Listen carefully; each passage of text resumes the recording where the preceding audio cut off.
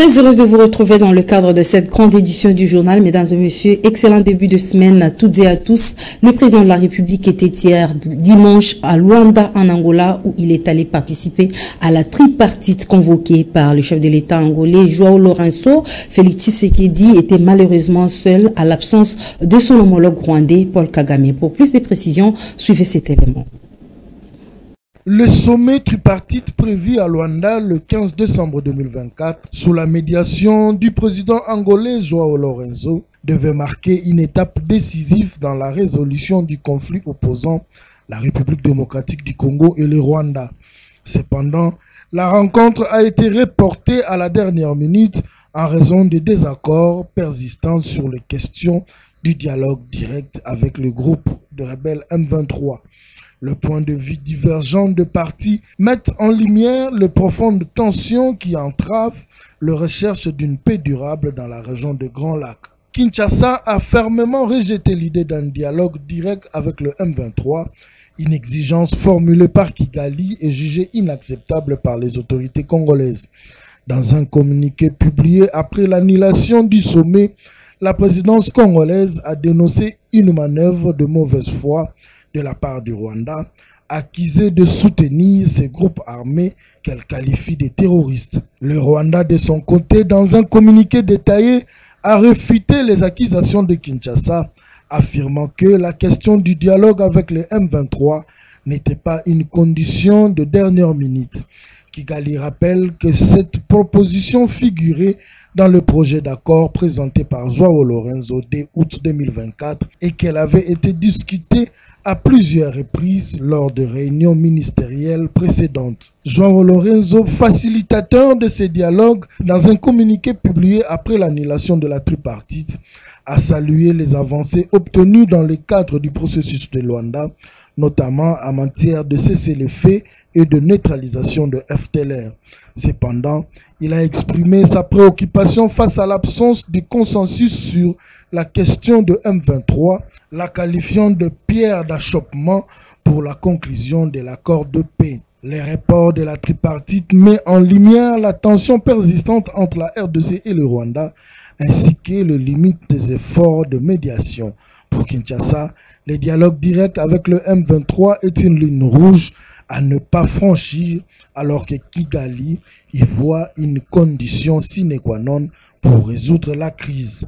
Face à ces divergences, la communauté internationale déjà impliquée à travers l'Union africaine et le Conseil de sécurité des Nations unies pourrait être contrainte de redoubler d'efforts pour maintenir la pression sur les deux parties et éviter une escalade du conflit.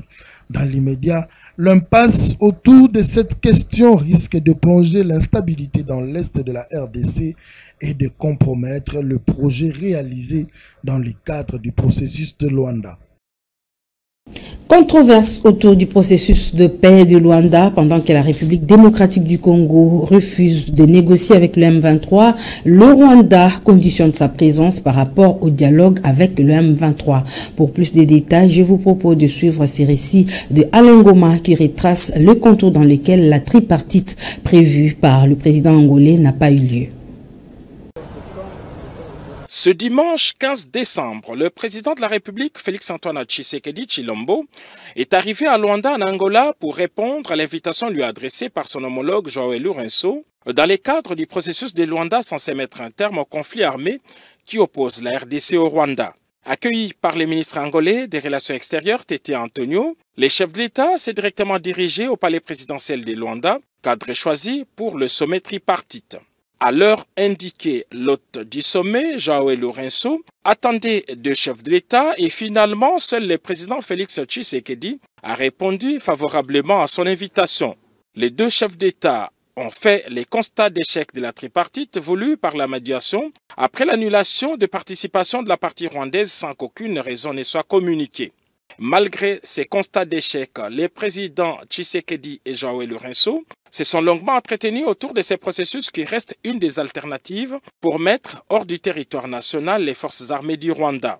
Depuis la veille, les Rwandais ont multiplié les stratagèmes pour torpiller ce processus. Ce samedi soir, la délégation rwandaise a conditionné la signature de l'accord préparé au cours des rencontres précédentes par une nouvelle exigence qui subordonne la signature de l'accord à un dialogue direct entre la RDC et les groupes armés M23, ce qui constitue un blocage délibéré et une entrave majeure aux efforts pour rétablir la paix dans l'est de la République démocratique du Congo.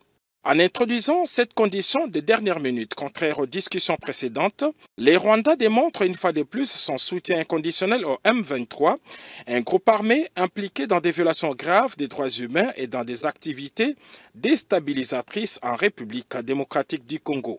Cette posture irresponsable met en péril la paix et compromet les avancées majeures enregistrées, notamment la signature d'un plan opérationnel permettant d'une part le retrait des forces rwandaises du territoire congolais et d'autre part le désarmement et neutralisation des FDLR.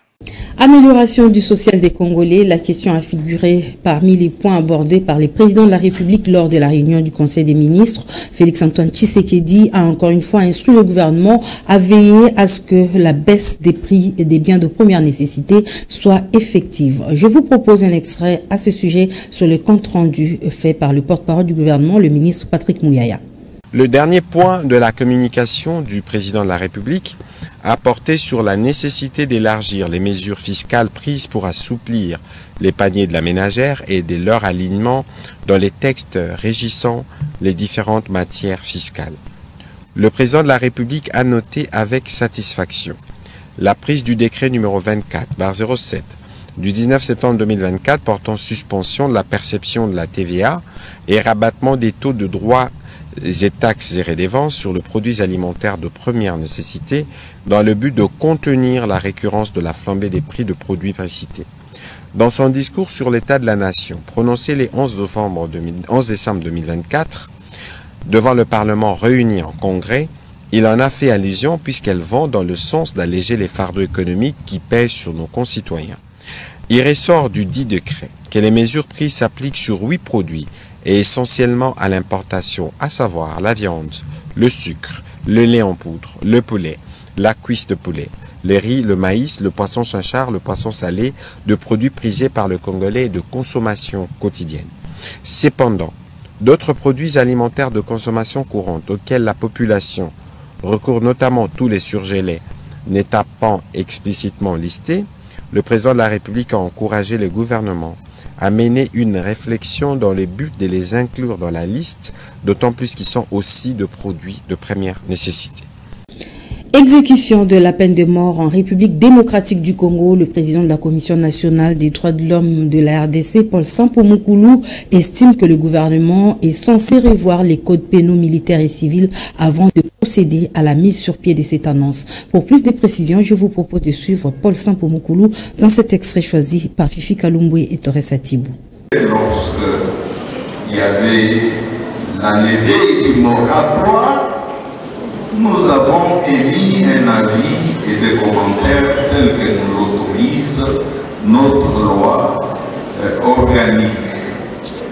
Nous en avons fait un grand débat avec les acteurs politiques et même au niveau des enceintes internationales, notamment à Genève, au Conseil des droits de l'homme des Nations Unies. Et donc, la CNDH a demandé revoir cette décision. Et au cas où la peine de mort est maintenue, il faudrait procéder à la révision des codes pénaux civils et militaires pour faire le tri, pour faire les distinguos entre des actes, si vous voulez, de trahison, des actes de terrorisme qui sont le plus recensés à l'est du pays où il y a cette agression-là. Nous avons conseillé le gouvernement, s'il maintient la peine de mort, d'aller vers la révision de ces codes et en même temps voir si, au bout du compte, il y a eu des exécutions ou l'amélioration, comprenant la motivation du gouvernement pour passer directement à l'abolition, si vous voulez, de la peine de mort. Parlons à présent de la grève des enseignants des universités dans la province du Katanga. Le rassemblement des professeurs des universités du Congo, RAPUCO en sigle, ne reconnaît plus le professeur Numbi comme représentant des professeurs face au gouvernement. Ces derniers qualifient leurs collègues de traîtres. Ce désaveu a été exprimé dans une déclaration lue devant la presse. Suivez. De ce fait, le mouvement des grèves générales en soutien aux efforts de ceux qui nous représentent aux négociations avec le gouvernement. 3. Par la présente déclaration, nous invitons le RAPUCO et tous les syndicats homologues à ne plus considérer le professeur Numbi Kanyepa comme représentant légal de l'association des professeurs de l'université de Lubumbashi. Et de ce fait, nous mettons en place, séance tenante, un comité de crise chargé d'organiser une assemblée générale dès le retour de la grève afin d'avoir un comité qui représenterait les professeurs de l'université de Lubumbashi. Fait à Lubumbashi le 13 décembre 2024.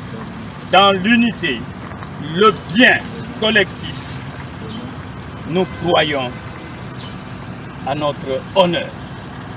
Élections à Massimanimba et à Yakoma, les opérations de vote se sont déroulées en bonne et due forme. Les bureaux ont été ouverts à 6 h et fermés à 22 h sur ordre de la CENI afin de permettre à tous les électeurs de remplir leurs devoirs civiques. Alain Goma revient sur ces élections.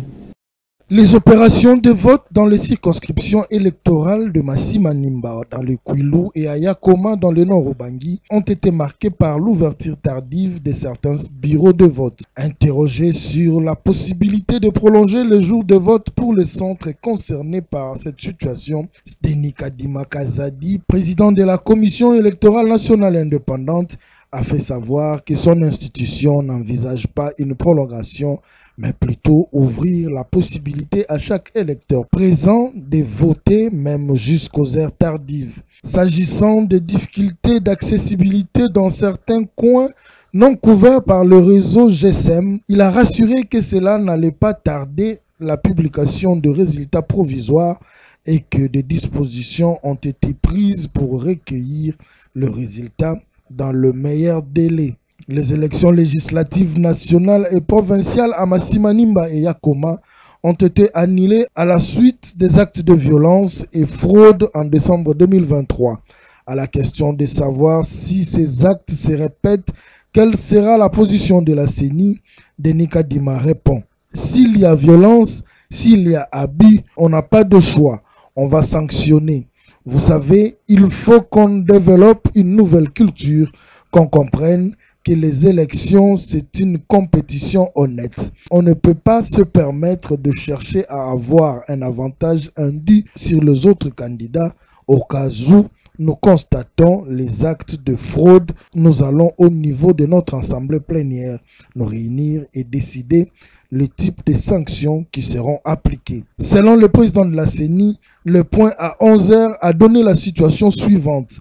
À Yakoma, sur les 355 bureaux de vote et de dépouillement prévus, 322 ont été confirmés ouverts, soit un taux d'ouverture de 93%.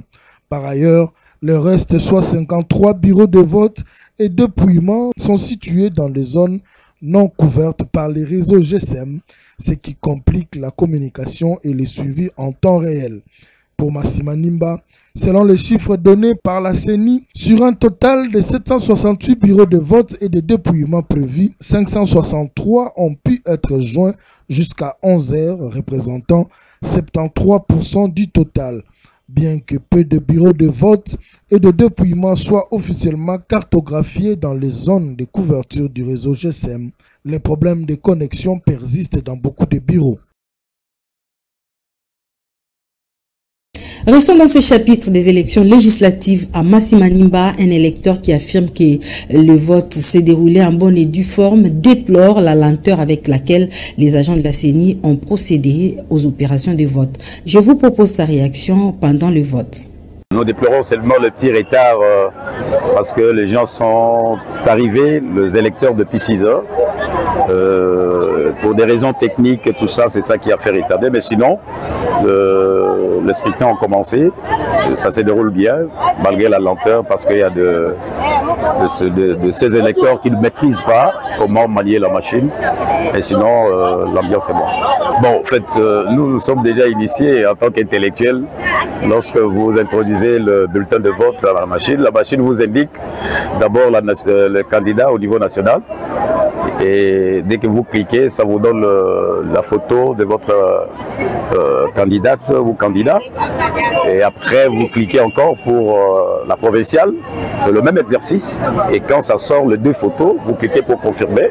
C'est fini. Le bulletin de vote sort et vous allez mettre ça dans le... Très facile, très facile. Et en attendant la publication des résultats provisoires par la CENI, les résultats sont affichés bureau par bureau à Massimanimba et à Yakoma. Dans un autre registre, on va parler de la lutte contre la délinquance dans la commune d'Engaba.